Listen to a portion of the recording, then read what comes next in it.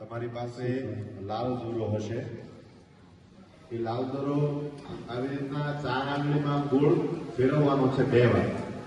4 આંગળીમાં લાલ દોરો ગોળ બનાવવાનો છે 2 વાર અને ભગવાન શિવને પહેરાવવાનો છે.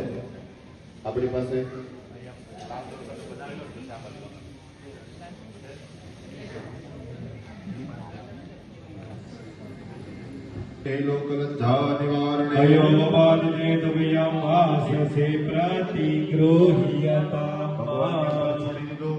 એવી જ રીતના સફેદ દોરો એના આટા 6 વાર મારવાના. સફેદ દોરાના 6 આટા મારવાના. આવી રીતે યજ્ઞો પવિત્ર પરમા પવિત્ર પ્રજાપતિર્યા સહમો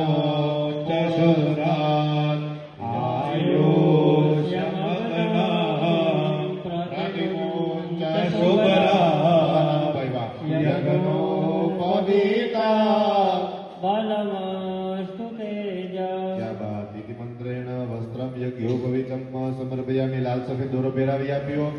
ચાલો, જેને ન પહેરાયો હોય પહેરાવી દો. ત્યારબાદ નીચે પાણી વાળી જે ખાલી થાળી છે એમાં 2 ચમચી પાણી છોડી દો.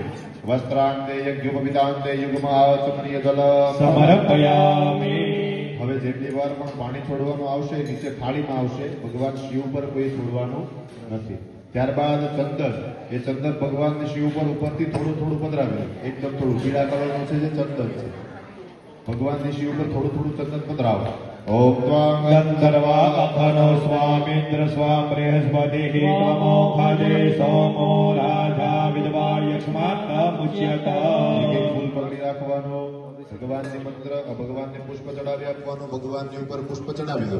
માલ્યાદિની સુગંધિની માલતિયાની વૈ પ્રભો મયાની દાની પૂજાની પુષ્પાર્થમ યતા પુષ્પમ પુષ્પમાલિકા ભાવેન વિભૂષયામિ. ત્યારબાદ એક અથવા 2 બીલીપત્ર પરંતુ ઉપરથી છોડી દેવાના છે. ભગવાનને ટચ કરવાના નથી, ઉપરથી છોડી દો.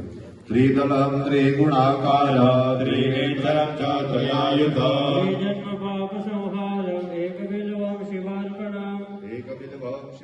મૃત્યુંજય મહાદેવ ત્રાહિ મામ શરણં. મૃત્યો જરાવ્યાધિ પીડિતં કર્મબંધને. એક આપણે બીલીપત્ર અર્પણ કરવાનું, પકડી રાખવાનું હાથમાં. આપણે બધાએ ઘણા બધા બીલીપત્ર છે, તુલસીદલ છે, દરોઈ છે, વિવિધ પુષ્પો છે. 4 પ્રહરમાં અલગ અલગ ભગવાનની આપણે પૂજા કરવાની છે. તેમાં અહીંયા સત્સંગ પણ થશે, ભજન પણ થશે અને જો સમય મળે તો એક નાનો ગરબો પણ આપણે કરીશું. કહેવાય કે શિવરાત્રિ અહોરાત્રિ. આપણે બધા કથાથી પરિચિત છીએ કે એક વ્યાધિ શિકાર કરવા માટે શિવરાત્રિના દિવસે રાત્રિ જાગરણ કરે. પણ શા માટે? કોઈ શિકાર આવે ને હું એને મારું. ભગવાનનું નામ લેતો હતો નહીં, ભગવાનનું કામ પણ કરતો હતો નહીં. એ તો પાપ કર્મ કરવા માટે આવ્યો હતો. પણ એના પાપ કર્મને પણ સત્કર્મ કેવી રીતે બદલાઈ ગયું? કારણ કે એ જે ઝાડ ઉપર ચડ્યો ને એ બીલીનું ઝાડ હતું. એટલે બીલીનો જે માણસ સ્પર્શ કરે ને, બીલીના ઝાડનો સ્પર્શ કરે ને એટલે એના જીવનના તમામ પાપો બળીને ભસ્મ થઈ જાય છે. આ બીલીનું મહત્વ છે.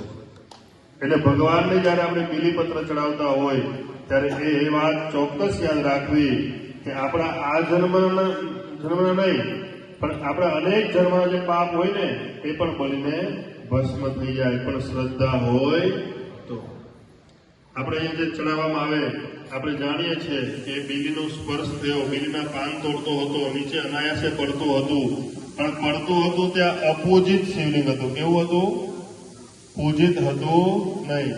અપોજિત શિવલિંગની પૂજા કરવામાં આવે તેનાથી અનેક ગણું પુણ્ય મળે છે. પ્રતિષ્ઠિત તો પૂજા થાય, પણ કોઈ જૂનું શિવલિંગ હોય, કોઈ જીર્ણોદ્ધાર કરવામાં આવે, કોઈનું કોઈ પૂજા ન કરતું હોય, અવાવરું થઈ ગયું હોય, એવા શિવલિંગને પણ જઈ અને જો ત્યાં સાફ સફાઈ કરી અને એને પૂજા કરવામાં આવે ને તો એને 100 ગણું પુણ્ય મળે છે. આ કથા ઉપરથી આપણે સમજવું જોઈએ. બીલીપત્ર ચડાવવાનો ભાવ છે. એક બીલીપત્ર ચડાવો તો કેટલું પુણ્ય મળે?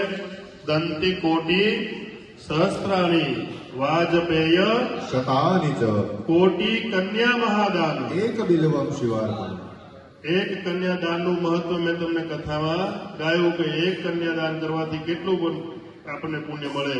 પણ એક બીલીપત્ર ચડાવવાથી એક કન્યાદાન નહીં, 1 કરોડ કન્યાદાન કરતા એવું પુણ્ય મળે છે. આ બીલીપત્રનો મહત્વ છે. એટલા માટે અહીંયા જયારે એક બીલીપત્ર ચડાવો, ભાવ એવો રાખ્યો છે. સાંઈ સદાનંદજીએ કીધું કે જેટલા પૂજામાં બેઠા એ પણ બેસે, પણ જે આજુબાજુ બેઠા છે જયારે આપણે બીજા પ્રકારની પૂજા કરીને ત્યારે એ પણ અહીંયા નજીક આવીને હાથ અડાડે તો એની પણ પૂજા થઈ જાય. ઉપર બેસો, તમે પૂજા જોવો છો, પૂજા સાંભળો છો, અને પૂજાનું ફળ તો તમને મળવાનું છે.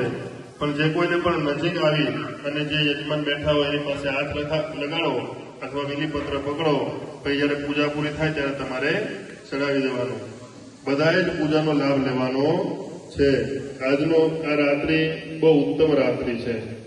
બીલીનો સ્પર્શ થવાથી પણ માણસના પાપ દૂર થાય. ત્યારે તો આપણે બીલીપત્રના મંત્ર પણ બોલવાના, બીલીપત્ર પણ ચડાવવાના અને પાર્થિવ શિવલિંગની પૂજા પણ કરવાની.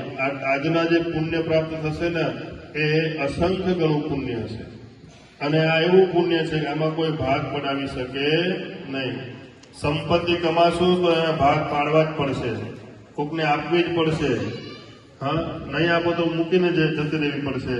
પણ આ પુણ્ય કર્મ કર્યું છે એનો કોઈ ભાગ પડાવી શકશે. એ તો આપણી સાથે કીધું છે કે માણસની સંપત્તિ, માણસનું કયું કયું ક્યાં ક્યાં સુધી આવે તો કે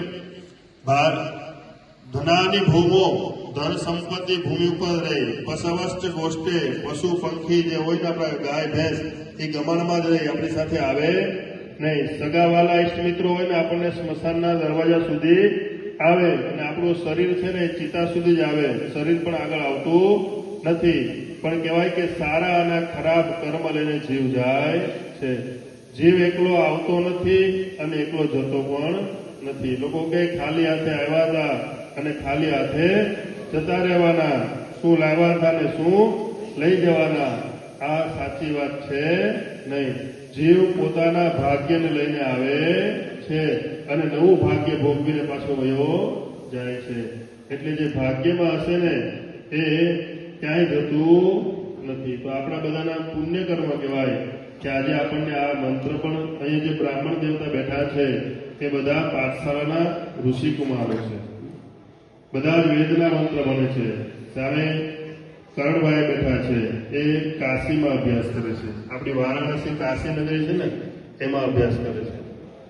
સાથે વેદપાઠીજી મહારાજ છે એ પણ કાશીમાં અભ્યાસ કરે છે. સાથે મહારાજજી છે એ પણ પાઠશાળામાં અભ્યાસ કરે છે. આ મહારાજશ્રી પણ પાઠશાળામાં અભ્યાસ કરે છે. અને બીજા મહારાજ છે આપણે ત્યાં આવ્યા છે એ પણ પાઠશાળામાં અભ્યાસ કરે છે. આપણને જે દર્શન થઈ રહ્યા છે એ ભલે યંગ લાગે પણ આ બધા પાઠશાળા કાશી આદિ પાઠશાળામાંથી આવ્યા. જોરદાર તાળી પાડી આપણે આ ભૂદેવ દેવતાઓને આપણે સન્માન કરીએ.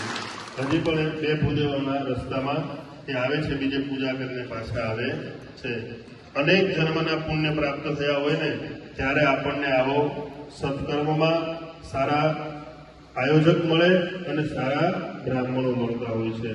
તો અહીંયા શ્રદ્ધાથી બીલીપત્ર પકડી રાખવાનું, ચડાવવાનું, મંત્ર પૂરો થાય ત્યારે તમારે ચડાવી દેવાનું. ઓમ નમો બિલ્વીને